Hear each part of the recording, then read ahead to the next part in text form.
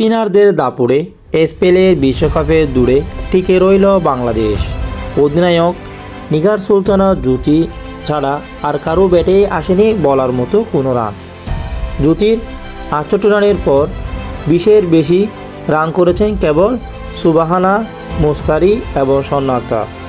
West ইন্ডিজের বিপক্ষে সিরিজের দ্বিতীয় ওয়ানডেতে বাংলাদেশের স্কোর গেল ১৮৪ পর্যন্ত, কিন্তু দিন শেষে বিশ্বকাপে দূরে টিকে রওয়ার জন্য এটি যথেষ্ট বাংলাদেশের। নাহিদ আক্তারের ৩ উইকেটের সঙ্গে রাবিয়া খান ও ফাহিমা খাতুনের জোড়া শিকার। পেসার মারুফা পেয়েছেন ২টি করে উইকেট। ম্যাজিক্যাল এই স্পেলে ওয়েস্ট ইন্ডিজ নারীদের বাংলাদেশ আটকে দিয়েছে ১২৪ রানে। সিরিজের প্রথম ম্যাচ হারলেও দ্বিতীয় ম্যাচে বাংলাদেশের জয় ৬০ রানে, আর তাতে সরাসরি বিশ্বকাপের খেলার স্বপ্নটা জিয়ে রেখেছে টাইগার্সরা। বাংলাদেশের সময় শুক্রবার রাতে ৩ ম্যাচ সিরিজের শেষ ম্যাচ জিততেই বিশ্বকাপের টিকিট কাটবে বাংলাদেশ। প্রথমবারের মতো সরাসরি বিশ্বকাপে খেলতে সেই ম্যাচ কেবল হার এড়ানোর জন্যই লক্ষ্য। ম্যাচে মাঠে না গড়ালেও জ্যোতির দল চলে যাবে বিশ্বকাপে, আর সেটা ঘটলে নিউজিল্যান্ডে হবে বাছাই পর্বে। শুরু থেকে ওয়েস্ট ইন্ডিজ নারীদের নিয়ন্ত্রিত বোলারের সামনে রান তুলতে হিমশিম খেয়েছিল বাংলাদেশ। পাওয়ার প্লে পুরো জুড়েই রান ছিল শুধু ৪-এর নিচে। তবে টাইগার্সের ইনিংস ৩০ পেরোনো জুটি ছিল ৩টি, যার একটি ছিল প্রথম উইকেটেই। এরপর দ্রুত উইকেট হারায় বাংলাদেশ। তৃতীয় উইকেটে হারানোর পর সুবাহানাকে নিয়ে ৫১ রানের জুটি করে জ্যোতি।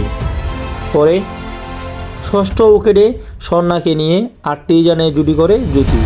পুরো সময়ে লড়েছেন তিনি একাই। নবম উইকেটে আউট হওয়ার আগে করেছেন ৬৮ রান।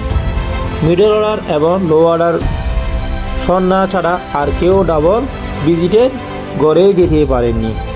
ব্যাট হাতে ভালো কিছু করতে না পারলেও বোলিংয়ে ইনিংসে বাংলাদেশ ছিল দুর্দান্ত।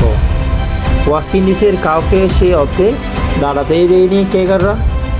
সেমিহীন ক্যাম্পবেলের ২৮ রানই ছিল স্বাগতিকদের জন্য সর্বোচ্চ রান। অধিনায়ক হেইলি ম্যাথিউ ফিরেছেন ১৬ রান করে। শেষের দিকে শেরি অ্যান ফ্রেজার এবং কারিশমা কারের ব্যাট থেকে এসেছিল যথাক্রমে ১৮ এবং ১৩ রানের একটি ইনিংস, যদিও সেটি হার এড়ানোর জন্য যথেষ্ট ছিল না। এই ম্যাচে জয়ের পর বিশ্বকাপে সরাসরি খেলার সম্ভাবনা দারুণভাবে জাগিয়ে রেখেছে বাংলাদেশের মেয়েরা।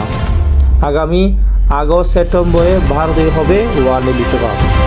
৮ দলের সেই বিশ্বকাপে সরাসরি জায়গা পাবে স্বাগতিক ভারতসহ চলমান উইমেন চ্যাম্পিয়নশিপের পয়েন্ট তালিকায় শীর্ষ ৬ দল। ওয়েস্ট ইন্ডিজকে দ্বিতীয় ওয়ানডেতে হারানোর পর বাংলাদেশের পয়েন্ট টেস্ট ম্যাচে ২১।